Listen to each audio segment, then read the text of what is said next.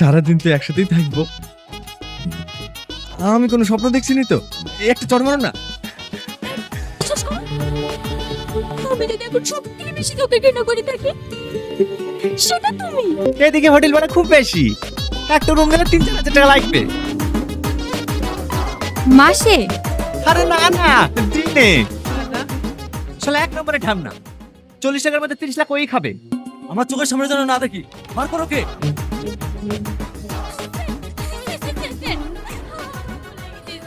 কেমন হতো যদি আপনার চোখের সামনে থাকা প্রিয় মানুষটি আপনার একটা স্বপ্নের জন্য নিজের সব কিছু বাজি রেখে দেয়, কিন্তু সেই স্বপ্নের পেছনের অন্ধকার সত্যটা যখন সামনে আসে তখন কি আসলেই আর কোনো উপায় থাকে? হ্যালো বন্ধুরা, আজ আমরা পল্লীগ্রাম টিভির অসাধারণ একটি আবেগঘন নাটক স্বপ্নের গল্প জানব। গল্পের মূল চরিত্র সুমি, তার কণ্ঠ অসাধারণ এবং তার একটাই বড় স্বপ্ন, সে বড় গায়িকা হবে, তাকে টিভিতে দেখাবে।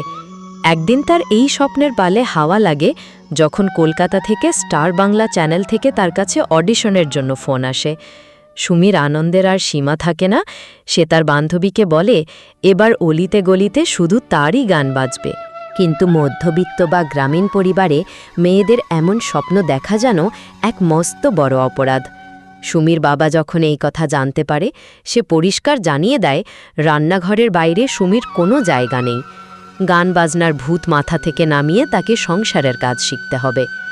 নিজের পরিবার থেকে কোনো সাপোর্ট না পেয়ে সুমি যখন ভেঙে পড়ে, তখন তার পাশে এসে দাঁড়ায় লালটু। লালটু আসলে সুমিকে নিজের জীবনের চেয়েও বেশি ভালোবাসে, কিন্তু কখনো মুখে বলতে পারেনি। যখন লালটু জানতে পারে যে সুমির স্বপ্ন পূরণের জন্য কলকাতায় যাওয়া দরকার, সে কোনো কিছু না ভেবেই সুমিকে কলকাতায় নিয়ে যাওয়ার দায়িত্ব নেয়। কারণ লালটু কলকাতায় একটা সামান্য কাজ করে এবং সেখানকার রাস্তাঘাট তার চেনা। পরদিন সকালে সুমি কাউকে না জানিয়ে লালটুর সাথে কলকাতার উদ্দেশ্যে রওনা হয়। বাসে যাওয়ার পথে লালটুর মনে একটা অন্যরকম ভালো লাগা কাজ করছিল, কারণ সে তার ভালোবাসার মানুষের পাশে আছে। কিন্তু ভাগ্যের পরিহাস, মাঝপথে বাস খারাপ হয়ে যায়। 11টায় অডিশন, অথচ সময় পেরিয়ে যাচ্ছে। সুমি প্রচণ্ড রেগে যায় লালটুর ওপর, মনে করে লালটুর কারণেই হয়তো তার স্বপ্নটা শেষ হয়ে যাবে। অবশেষে যখন তারা স্টার বাংলার অফিসে পৌঁছায়, তখন ঘড়িতে অনেক বেলা হয়ে গেছে। সিকিউরিটি এবং অফিসের কর্মকর্তারা তাদের সাফ জানিয়ে দেয় অডিশন শেষ, নিয়মের বাইরে তারা কাউকে সুযোগ দেবে না।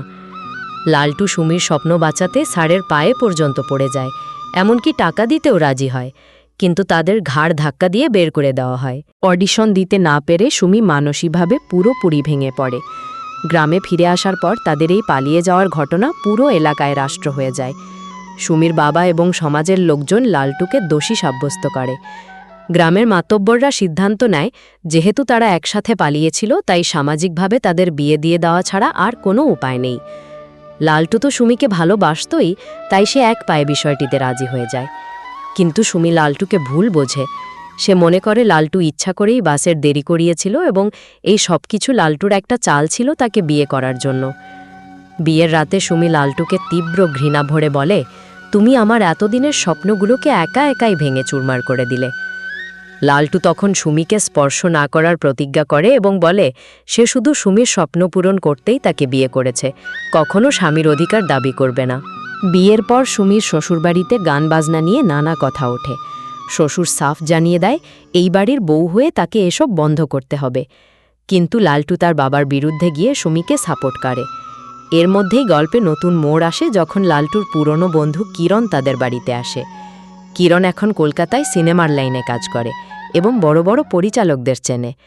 সুমির গান শুনে কিরণ মুগ্ধ হয় এবং বলে অডিশন দিয়ে কি হবে, সে সরাসরি সুমিকে সিনেমাতে প্লেব্যাক করার সুযোগ করে দেবে। লালটু আবার নতুন করে আশার আলো দেখে। সে কিরণের কথায় ভরসা করে সুমিকে নিয়ে আবারও কলকাতায় যায়। কলকাতায় কিরণ তাদের নিয়ে যায় ইন্ডাস্ট্রির এক নামকরা মিউজিক ডিরেক্টরের কাছে।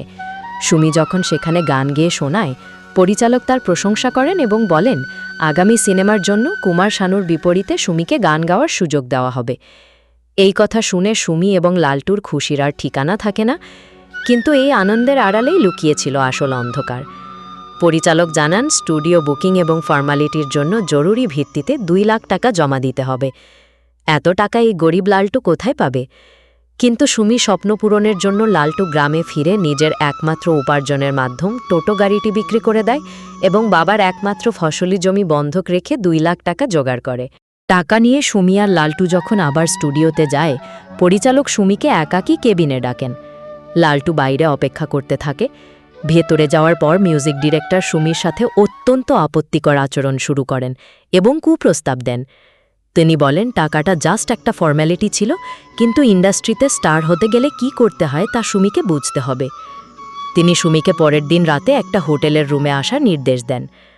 সুমি বুঝতে পারে যে স্বপ্নের জন্য লালটু তার জমি, গাড়ি সবকিছু বিক্রি করে দিল। সেই স্বপ্নের জগৎটা আসলে কতটা নোংরা আর কালিমায় ভরা। নিজের সম্মান আর লালটুর ত্যাগের কথা চিন্তা করে সুমি এক কঠিন বাস্তবতার মুখোমুখি দাঁড়িয়ে যায়।